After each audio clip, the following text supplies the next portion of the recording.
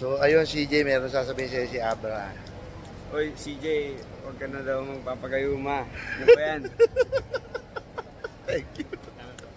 Ilang araw hinanap bago makita ang sagot. Kung tama ang hinana, ito'y mabisa na gamot. At ng aking inumin, saka ko lang naunawaan. Kayo mga nanghiya, ako'y naloko lamang. Nilinlang, dinayak at inuto ng matindi. Ngayon ay pili ko na kung sinong kupal sa hindi. Ito ay pelikula na binuong patabingi. Isa kang malaking libag na tinubuan ng pisngi. Alam mo, mukha kang tuhod na may bukol, na may sugat, na may nana. Ikaw ang dahilan kung ba't nasulat o harana.